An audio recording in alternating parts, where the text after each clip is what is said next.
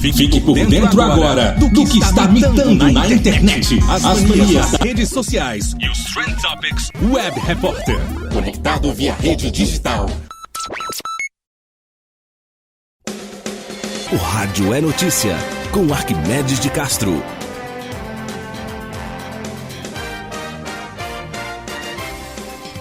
Olá, tudo bem? Eu sou Arquimedes de Castro e hoje estou aqui para conversar com vocês sobre um tema fundamental, um tema importante que está mobilizando a opinião pública no dia de hoje. É a decisão tomada pela ministra Rosa Weber. Ela suspendeu trechos de decretos que flexibilizam regras sobre armas de fogo. Segundo a relatora, as normas exorbitam os limites do poder regulamentar atribuído ao presidente da República e vulneram políticas públicas de proteção a direitos fundamentais. A decisão foi tomada hoje. Na verdade, foi tomada ontem à noite pela ministra. A ministra Rosa Weber, do Supremo Tribunal Federal, deferiu liminar para suspender a eficácia de diversos dispositivos de 4 decretos presidenciais, publicados em fevereiro deste ano, que regulamentam o Estatuto do Desarmamento, a Lei 10.826 de 2003. Entre eles estão o que afasta o controle do Comando do Exército sobre a aquisição e o registro de alguns armamentos e equipamentos e o que permite o porte simultâneo de até 2 armas de fogo por cidadãos. O presidente da República, no dia 12 de fevereiro deste ano, editou uns decretos presidenciais, decretos executivos, que começariam a valer em 60 dias. Portanto, deveriam começar a funcionar a partir de hoje. Mas esses decretos foram suspensos. Na decisão, proferida em 5 ações diretas de inconstitucionalidade, a ministra destaca a necessidade da análise imediata dos pedidos cautelares em razão da iminência da entrada em vigor dos decretos, 60 dias após sua publicação. Os processos já estão inseridos na pauta do plenário, na sessão virtual, que se inicia no dia 16, ou seja, na próxima sexta-feira, e o colegiado, ou seja, todos os ministros do STF, deliberarão sobre eventual ratificação da liminar. Segundo a ministra Rosa Weber, as inovações introduzidas pelos decretos, são 4, com o propósito de promover a flexibilização das armas no Brasil, são incompatíveis com o sistema de controle e fiscalização de armas instituído pelo Estatuto do Desarmamento e exorbitam os limites do poder regulamentar atribuído ao presidente da República pela Constituição Federal. Os regulamentos, segundo explicou a relatora, servem para dar aplicabilidade às leis e devem observância ao espaço restrito de delegação. Disse a ministra, ressaltando o seu ponto de vista: o respeito à lei é, portanto, requisito de constitucionalidade, na medida em que o respeito à legalidade é condição para a tutela do princípio constitucional da separação de poderes. A relatora aponta ainda vulneração a políticas públicas de proteção a direitos fundamentais e assinala que é dever do Estado promover a segurança pública como corolário do direito à vida. Essa é uma questão polêmica, porque o atual presidente da República, que se elegeu pelo voto direto com maioria dos votos em primeiro e segundo turno, ele prometeu na sua campanha eleitoral que iria liberar as armas no Brasil, para ficar igual como é nos Estados Unidos, que em alguns lugares, no mesmo lugar em que vende alicate, vende serrote, vende martelo, você encontra lá também uma arma à venda, até um fuzil, uma espingarda, enfim. Várias lojas de armas, é fácil comprar uma arma nos Estados Unidos sem nenhuma dificuldade.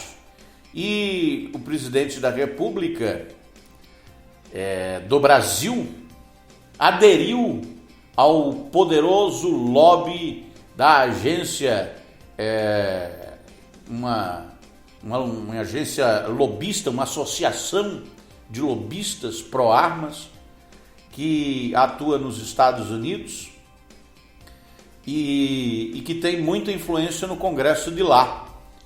Aparentemente também tem na presidência da República aqui.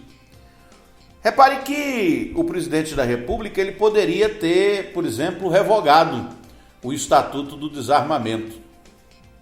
Mas para fazer isso ia precisar de votos no Congresso. E aparentemente esses votos ele não tem. O que acontece com esses decretos, e essa foi a intenção, é driblar essa dificuldade.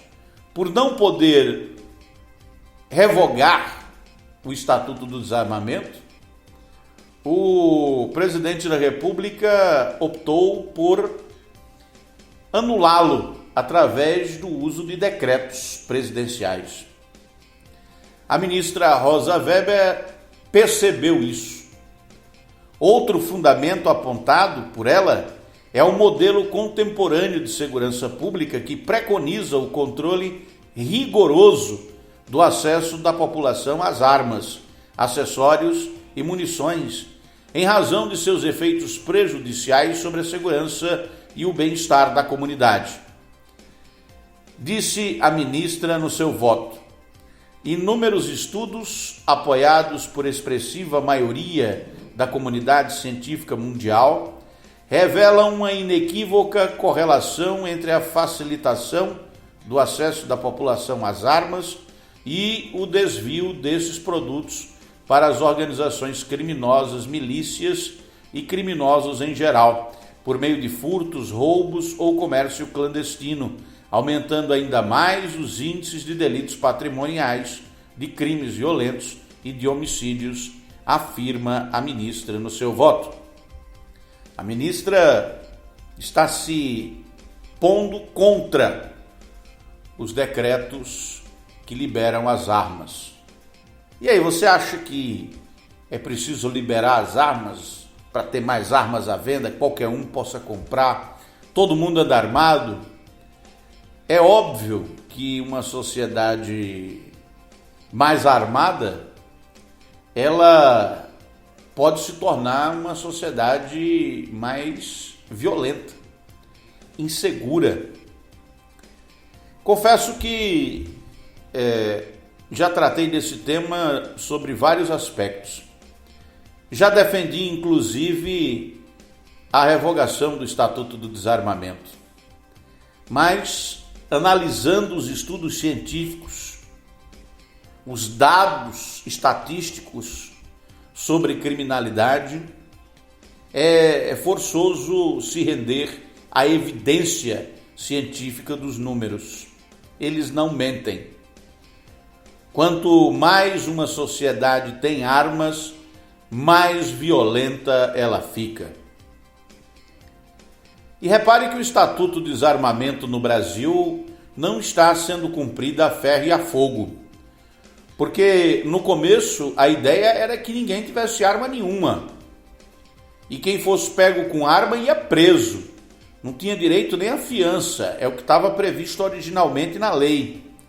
Mas aí a lei foi sendo dilapidada, foi sendo afrouxada, foi sendo flexibilizada, porque corre nos ouvidos dos brasileiros como verdade que a liberação das armas vai tornar a sociedade mais segura, porque aí o cidadão de bem vai poder comprar sua arma e na hora que aparecer um ladrão, o cidadão de bem pode atirar no ladrão e matá-lo, defendendo assim o seu patrimônio e a sua integridade física, defendendo assim o seu lar e os seus.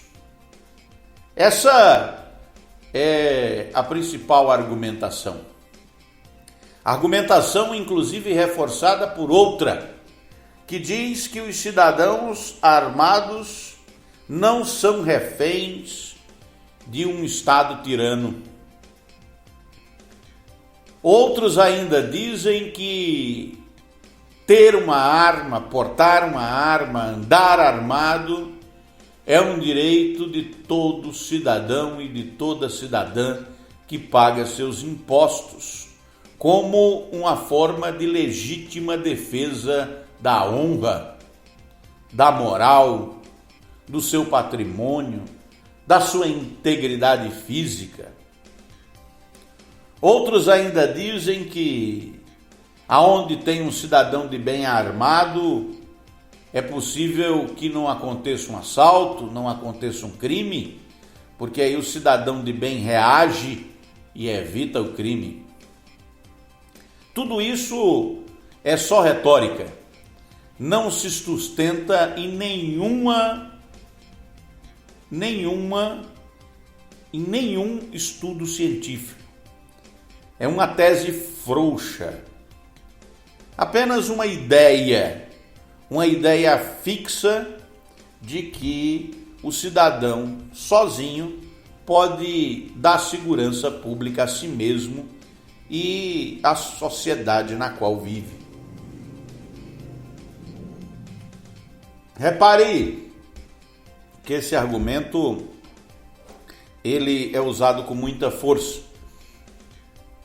Existem pessoas que defendem o armamento a ferro e a fogo e argumentam fortemente, dizendo que o cidadão desarmado está entregue à própria sorte e que não é preciso ter controle de armas. Eu gosto de comparar com outra coisa, porque o Estado ele se mete na nossa vida de várias maneiras, né? Então repare, mesmo que você possa comprar um carro, o mais caro dos carros, se você não obter uma carteira de habilitação, você pode comprar o carro, mas não vai poder dirigi-lo, porque para dirigir um carro é preciso ter uma habilitação emitida pelo órgão de trânsito. É preciso que o condutor ele passe por uma escola de trânsito. E mesmo com esse documento, é preciso que o condutor siga as regras de trânsito e algumas dessas regras, se não forem seguidas, podem levar à anulação do documento que autoriza o dono do carro a andar com seu carro nas ruas da cidade, nas avenidas e nas estradas. Repare que o pensamento liberal de Milton Friedman e de outros como ele defende que o Estado não se meta, que cada um compre seu carro e saia dirigindo do jeito que quiser, sem dar satisfação a ninguém. É o mesmo raciocínio utilizado para as armas. O sujeito tem direito de comprar uma arma e sair com ela sem dar satisfação a ninguém. Essa é uma ideia perigosa, porque põe em risco toda a sociedade. Um carro na mão de alguém que não está devidamente habilitado, que não conhece as regras de trânsito, se transforma em uma arma. E uma arma nas mãos de alguém não habilitado pode se transformar numa passagem só de ida para o mundo da criminalidade. Porque o cidadão de bem, ele não vai usar arma só para se defender, não.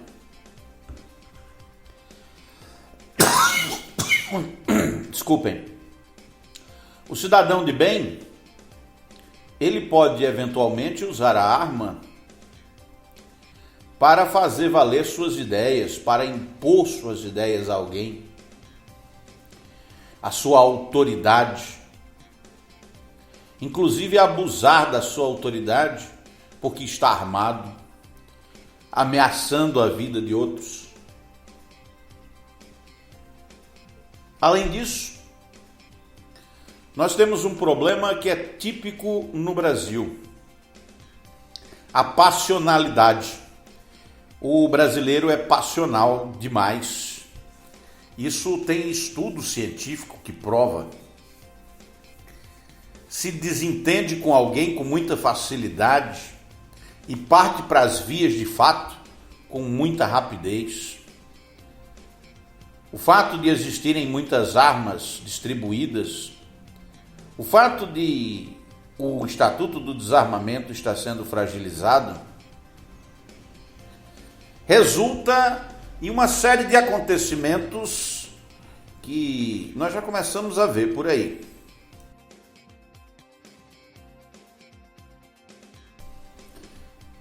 Crimes que ocorrem com as pessoas dentro de suas residências. Muitas vezes entre os familiares. Então, de uma maneira geral, salvo as exceções que existem, a maioria dos cidadãos deve permanecer desarmada. E armar a população pode ser um grande equívoco, um grande erro. Mas um erro que aparentemente o governo continuará insistindo, né?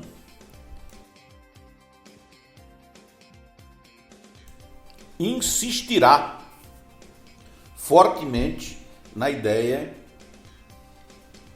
de manter, de liberar, de ter livre acesso às armas. E já começa a se formar um verdadeiro exército de pessoas, colecionadores, caras que treinam, né? Depois do governo Bolsonaro, pipocou por aí um número enorme de campos de tiro, de empresas que oferecem o serviço para cidadãos de bem que querem aprender a matar. E esse é um grande negócio. A Taurus, empresa brasileira de fabricação de armas, está faturando alto depois que o novo governo se instalou. Muitas armas estão sendo fabricadas e vendidas, além daquelas que eram fabricadas e vendidas ilegalmente. Um número grande de armamento está circulando pelo país já. E essa decisão da Rosa Weber no STF, se for mantida, porque vai precisar do voto dos demais ministros, ela se torna um marco de resistência contra o projeto ideológico armamentício, a corrida armamentista estabelecida pelo atual governo.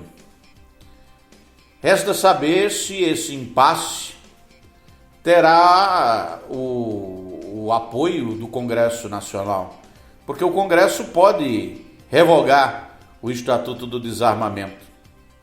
Entretanto, para fazer isso é preciso que haja votação, debate, discussão de um projeto de lei. Por decreto, acho muito difícil que o presidente consiga desmontar o Estatuto do Desarmamento. Apesar dessa tentativa, uma tentativa tosca, né? Porque às vezes dá a impressão de que o presidente da República é assessorado por juristas que estudaram pouco, que leram pouco, ou que têm medo de enfrentar o presidente e dizer: isso aqui não vai dar certo não, isso vai dar errado, isso não pode. O presidente da República parece ser alguém que não gosta de ser contrariado e se cerca de assessores jurídicos, inclusive, de qualidade duvidosa, porque se tivesse pensado melhor, não teria embarcado nessa de decretos para anular uma lei. Você pode, com os decretos, regulamentar a lei para que ela passe a valer, para que ela passe a ter efetividade. Mas usar os decretos para anular uma lei votada pelo Congresso é algo que não tinha a menor chance de dar certo, a ver como será a decisão do Supremo Tribunal Federal.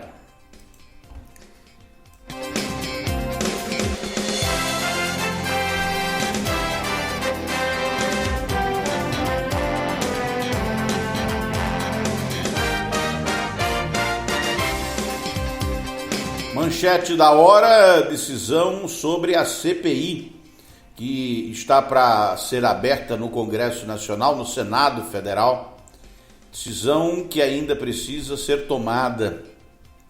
O MDB, o partido, Movimento do Democrático Brasileiro, quer a relatoria da CPI da Covid para dar o troco em Bolsonaro. Retaliação seria por eleição de Pacheco ao comando da casa. O Renan Calheiros e o Eduardo Braga preocupam muito o governo porque são dois indivíduos aí que podem entrar nesse processo. A crise envolvendo a criação da CPI da Covid no Senado trouxe de volta ao centro da política, ao centro do debate político, a bancada do MDB, que articula para obter posições-chave na futura comissão, principalmente a relatoria, aumentando seu poder e a pressão sobre o governo do presidente Jair Bolsonaro, que está sem partido. Os MDBistas enxergam na situação a oportunidade de dar o troco pela recente eleição para a presidência do Senado, quando viram seu pleito pelo comando da casa ser ignorado e precisaram abandonar sua candidatura para não sair totalmente de mãos abanando. Rodrigo Pacheco, do Democratas de Minas Gerais, acabou eleito com apoio do presidente Jair. Agora, o MDB vai indicar para a CPI dois nomes considerados independentes, que prometem provocar desconfiança no Palácio do Planalto. Um deles é Renan Calheiros, do MDB de Alagoas, e o líder da bancada, Eduardo Braga, do MDB do Amazonas. Jader Barbalho, do MDB do Pará, deve ser indicado como um dos suplentes. Esses três aí já é o suficiente para dar muita dor de cabeça numa CPI. E recentemente, na verdade, anteontem, o ex-presidente do Senado, Renan Calheiros, que está esfregando as mãos e se lambendo para se tornar membro dessa CPI da Covid, deu uma entrevista para a CNN Brasil. Eu recortei um trecho da entrevista, mais importante trecho, e vou trazer agora para você que está me ouvindo avaliar a posição de Renan Calheiros, como experiente senador da República, membro do MDB e defensor de investigações profundas para descobrir quem é o culpado dessa crise sanitária na qual estamos todos mergulhados. Por que o Brasil se tornou o epicentro mundial da pandemia da Covid-19? O Renan Calheiros falou à CNN em entrevista à repórter Monalisa Peroni. Ouça um trecho da entrevista. A condução, lamentavelmente, está sendo, Monalisa, muito ruim da parte do presidente do Senado Federal, que sustentou, impediu a instalação da comissão parlamentar de inquérito até agora. A comissão parlamentar de inquérito é um instrumento sagrado da minoria. Ela precisa ser observada sob o aspecto da constitucionalidade apenas com relação ao fato determinado, ao número de assinaturas e ao tempo para essa investigação. O Supremo Tribunal Federal, toda vez que o Legislativo não instalou CPI, ele mandou que o Legislativo fizesse isso imediatamente. A decisão do ministro Luiz Roberto Barroso é a continuidade das decisões anteriormente adotadas pelo Supremo e, portanto, compatível com as decisões da Corte desde o precedente do Celso de Mello. Então, foi uma decisão acertada e nós já havíamos advertido o presidente Rodrigo Pacheco que ela aconteceria a algum momento. Eu nunca tive dúvida de que essa decisão viria. Eu mesmo, lá atrás, como presidente do Senado, eu instalei várias comissões parlamentares de inquérito, não porque o então presidente não queria instalar, mas porque os líderes se recusavam a indicar os nomes, né? E a minoria, que tem a CPI como um instrumento sagrado, pedia ao Supremo e o Supremo mandava que assim o Congresso fizesse. E eu fiz muitas. O próprio Bolsonaro, quando era deputado federal, ele fez um discurso defendendo que o Supremo Tribunal Federal mandasse instalar imediatamente a CPI do apagão aéreo. Portanto, não há fato novo nenhum e não tem nada a ver comissão parlamentar de inquérito com processo de impeachment. São coisas completamente diferentes. Mas em relação à viabilidade da CPI por questões, por demandas presenciais, mesmo depois de todo esse drama que o Senado viveu, né, com a morte de 3 senadores, a última morte do senador Major Olímpio, sim, a questão da pandemia, esse sim é um impedimento real. Mas na manifestação do senador Viana, ele propõe uma comissão parlamentar ali para operar, para fazer, então, esse enfrentamento ao ministro Barroso. Por que os pesos e as medidas em relação à realidade estão tão polarizados? O que está acontecendo de fato com a principal casa legislativa, aquela que a gente espera ver os homens mais controlados, mais bem preparados, que representem melhor o povo brasileiro? Exatamente porque esse governo, mais do que qualquer outro, parece ser completamente avesso à investigação. E age sempre da mesma maneira, né? Que é ameaçando, fazendo essas coisas que o presidente da República fez hoje e o Carlos Viana, o senador, que é vice-líder do governo no Senado, repetiu. Mas não é assim que se procede. Não é? As pessoas perguntam a gente nas ruas, mas vem cá, se o governo tivesse acertado a mão, quantas mortes ele poderia ter evitado? A gente não sabe. Esse tipo de resposta tem que ser dado pela comissão parlamentar de inquérito. É por isso que nós precisamos instalá-la imediatamente. O presidente do Senado já conseguiu levar essa investigação para abril. Não é? Ele diz que não está na hora. Quando é que chegará a hora? Quando nós tivermos perdendo 5, 6 mil vidas todos os dias, quer dizer, aí terá chegado a hora para fazer essa investigação. A CPI não é só para responsabilizar e incriminar. A CPI é para redefinir políticas públicas, prioridades, corrigir os erros. O presidente, Mona Lisa, tem dito que fez tudo certo, não errou. Ora, se ele fez tudo certo, não errou, ele não precisa ter sobressalto nenhum com a comissão parlamentar de inquérito. Caio, chega na conversa, Caio? Senador, o Palácio do Planalto, a gente abriu esse programa com uma declaração do ministro da Casa Civil, Luiz Eduardo Ramos, defendendo que a investigação abra o escopo, amplie o escopo para focar também nos estados e municípios. O senhor concorda? Precisa também, nessa CPI, que estados e municípios, governadores e prefeitos também sejam investigados? Olha, Caio, quem tem alguma experiência no parlamento e em comissão parlamentar de inquérito também, sabe que é muito difícil você limitar o escopo de qualquer investigação.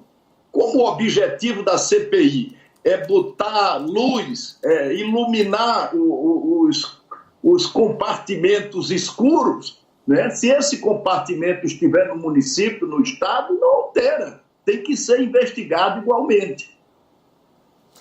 Fernando Molica também participa da entrevista. Senador Molica, sua pergunta.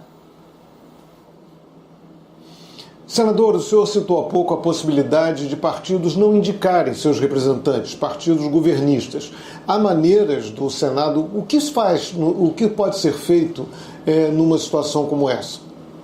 Olha, Molica, a decisão do Supremo é exatamente essa, né? Diante da recusa do presidente a instalar a investigação, o ministro Barroso manda que o presidente do Senado a instale imediatamente, sobretudo diante da impossibilidade de indicação dos líderes. Se os líderes, num prazo determinado, que deve ser de 2 ou 3 dias, se recusarem a indicar os nomes das suas bancadas para integrar a comissão parlamentar de inquérito, o presidente deve fazê-lo em substituição aos líderes imediatamente.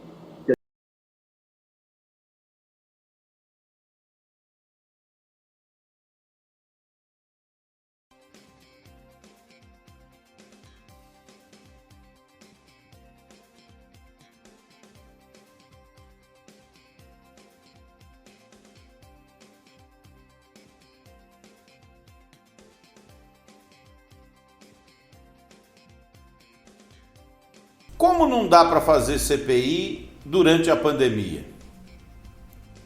Dá sim. É óbvio que dá para fazer.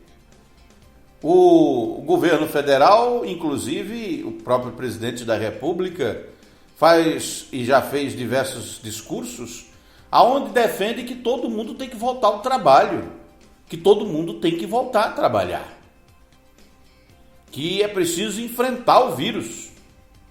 Então, o argumento do presidente ele pode ser utilizado também, né? O trabalho do Senado Federal é essencial. É possível, inclusive, vacinar os senadores. A maioria, inclusive, já deve estar vacinado, porque tem idade para isso. Então, qual é o risco que corre o Senado da República? Os senadores têm os melhores planos de saúde do Brasil. Podem ter acesso às vacinas. Inclusive, eu acho que os membros do Congresso Nacional devem ser vacinados, para que o Congresso não pare de funcionar durante a pandemia. E uma vez vacinados, tomados os devidos cuidados e os protocolos de segurança, por que não faz a CPI? O óbvio, o ululante, salta aos olhos. É que essa CPI vai revelar coisas que nós já sabemos, mas também poderá revelar coisas que nós ainda não sabemos. E essas coisas podem ser definitivas, decisivas para a abertura de um processo de impeachment contra o presidente da República, que poderá levar ao seu afastamento do governo. Independentemente do resultado dessa CPI, ela será um divisor de águas, porque vai comprometer, inclusive, a vontade já manifestada pela presidência da República e pelo presidente de concorrer à reeleição no ano que vem. Vamos agora às manchetes das principais notícias de hoje. Destaque de capa dos portais de notícias pelo Brasil, começando aqui com a Folha de São Paulo. 1,5 milhão de pessoas não retornaram para a segunda dose da vacina anti-Covid, diz Saúde. O governo afirma que irá avaliar estratégia de busca com municípios. Não completar o esquema vacinal pode comprometer a proteção. 1,5 milhão de pessoas deixou de tomar a segunda dose. Por quê? Acharam que com uma dose já estariam imunizados? Tem muita gente que pensa assim, inclusive. Por quê? Porque não há uma campanha pública do governo incentivando a vacinação. Não tem. É incrível que não haja nenhuma campanha publicitária do governo incentivando e explicando como é o processo de vacinação. Não tem. E não tem por um motivo também óbvio, né? O governo defendia até um dia desses que a vacina não era necessária, porque a Covid ia-se embora sozinha. A pessoa pega e depois fica bom e já fica imunizado e já era. Só que não está funcionando assim. Nós estamos com mais de 3 mil mortos por dia. É a média da semana passada. 3 mil mortos por dia. Tem dia que morreu mais, tem dia que morreu menos. Estados Unidos pedem suspensão do uso da vacina da Johnson contra a Covid após casos de coágulos. Coquetel de anticorpos da Regeneron previne infecção sintomática da Covid-19, é o que diz a empresa. França suspende todos os voos do Brasil por tempo indeterminado. Estão com medo da variante brasileira, que é mais infecciosa e mata mais rápido. E ainda na manchete de capa, artigo de grupo da Universidade Federal do Rio Grande do Sul diz que lockdown não funciona e cientistas pedem revisão. Conmebol receberá 50 mil doses da Coronavac e quer imunizar jogadores. MDB quer relatoria da CPI da Covid para dar troco em Bolsonaro. Se eu estivesse no poder, apoiaria Bolsonaro. Quem afirma isso é o ex-presidente da Câmara, Eduardo Cunha, que concedeu uma entrevista à Folha. Prefeitura comandada por filho do líder do governo Bolsonaro é alvo da Polícia Federal. Esses os principais destaques nacionais. No Mais PB, portal de notícias de João Pessoa, o destaque é que João Pessoa suspende a aplicação da segunda dose por falta de vacina. Saúde dará coletiva. A Secretaria de Saúde está sem vacinas na Paraíba. Porque não tem vacina, não compraram. Não tiveram a astúcia de comprar vacinas suficientes para imunizar os brasileiros. Porque achavam que a Covid ia-se embora sozinha.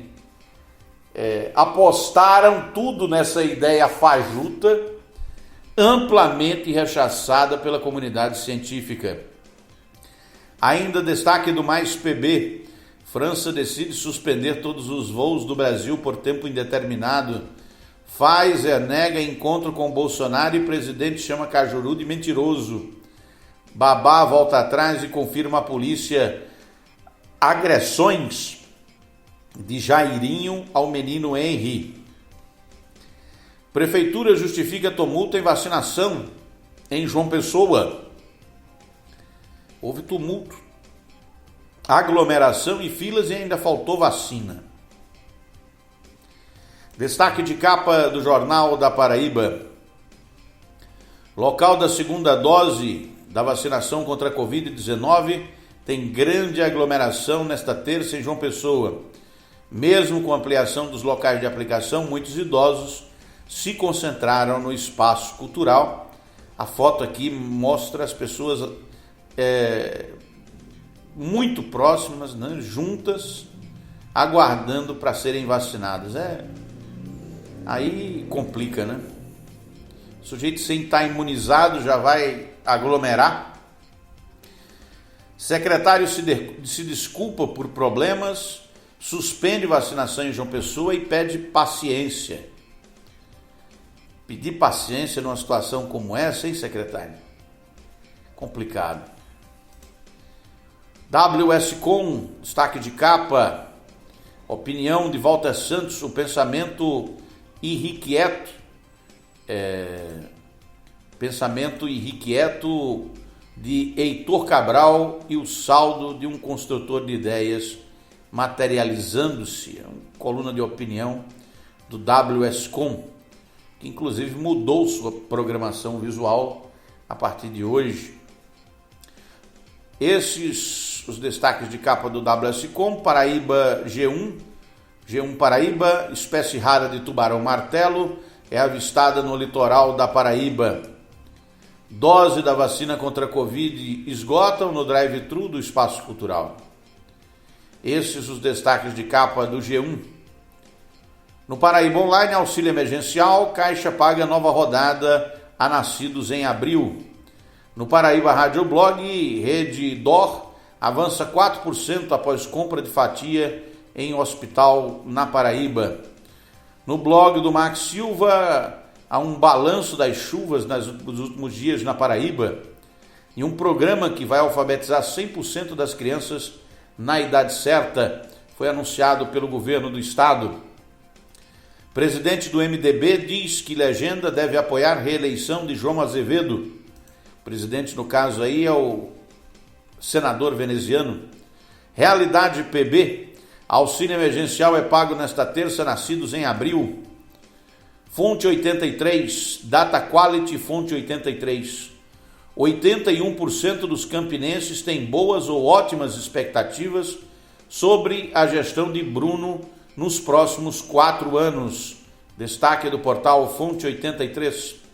No Hora Agora, Caixa paga hoje auxílio emergencial aos nascidos em abril. No Página 1 PB, secretário de Saúde da Prefeitura de Campina Grande recebe Sintab e encaminha solicitações. No Paraíba Todo Dia, Economia, preço do etanol em Campina Grande varia de R$ 4,19 a R$ 4,81, aponta aí a pesquisa do Procon. E no site Parlamento PB, Daniela Ribeiro pede união política para combater Covid, diz que omissões devem ser apuradas. Esses os principais destaques dos portais de notícias hoje. Muito obrigado por continuar comigo até aqui. Inscreva-se, deixe seus comentários, inscreva-se para receber as notificações do podcast, deixe seus comentários e se quiser pode escrever para mim. Mande seu e-mail para arquimedesonofrio@gmail.com. Obrigado a todos pela audiência e até amanhã para mais uma edição do programa. O Rádio é Notícia, com Arquimedes de Castro.